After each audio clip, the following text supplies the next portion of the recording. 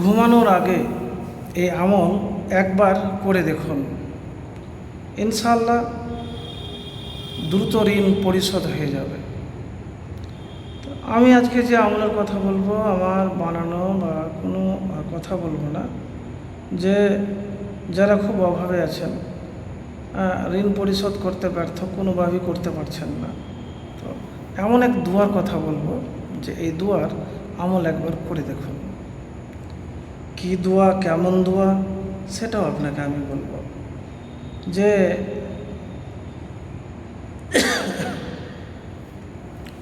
এই আমল কিভাবে করবেন, দেখেন আমল কিভাবে আপনি করবেন। সর্বপ্রথম একবার সূরা ফাতিহা পড়ে নেবেন আর একবার দুরূদ শরীফ পড়বেন। এবারে বলবেন, আপনি শুধু খালি এই কথাটাই বলেন কেন যে দুরূদ শরীফ আর সূরা ফাতিহা। দেখেন দুরূদ শরীফ না পড়লে দোয়া তো কবুল হবে না, ঝুলে থাকবে। আর যখনই কোনো কিছু চাইবেন আল্লাহর কাছে, তখন তো আল্লাহর প্রশংসা করতে হবে।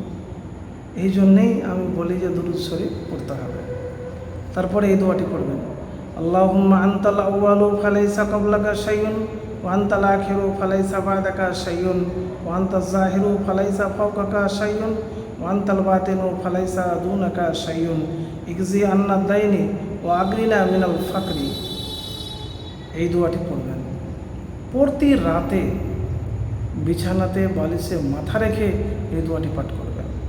মানেটা কি বলে দিই, অর্থটা হলো, হে আল্লাহ, আপনিই প্রথম, আপনার পূর্বে কিছুই ছিল না, আপনি সর্বশেষ, আপনার পরে কোনো কিছুই থাকবে না, আপনি সব কিছুর উপরে, আপনার উপরে কিছুই নেই, আপনি সর্বনিকটে, আপনার চেয়ে নিকটবর্তী কিছুই নেই।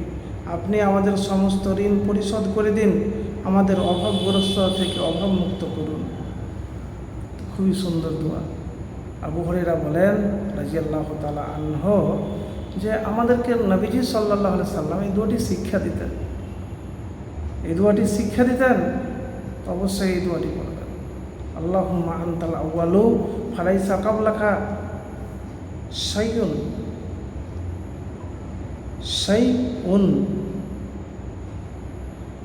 ওয়া আনতাল আখিরু ফালাইসা বা'দাকা শাইউন ওয়া আনতাজ যাহিরু ফালাইসা ফাওকাকা শাইউন ওয়া আনতাল বাতিনু ফালাইসা দুনাকা শাইউন ইগজি আন্না দাইনা ওয়া আগরিনা মিনাল ফাকরি। আর একবার দুরূদ শরীফ, যে দুরূদ নামাজের মধ্যে পড়েন, তো এই দুরূদ আর এই দোয়া অবশ্যই আপনি কিন্তু পাঠ করবেন প্রতি রাতে। দেখবেন সব ঋণ পরিশোধের ব্যবস্থা আল্লাহ রাব্বুল আলামিন করে দেবে।